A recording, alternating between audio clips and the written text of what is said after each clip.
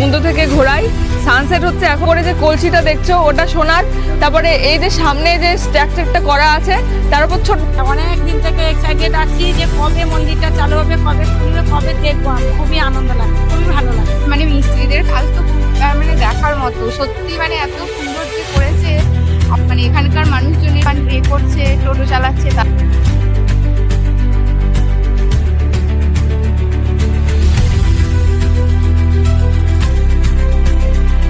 ভালো লাগছে।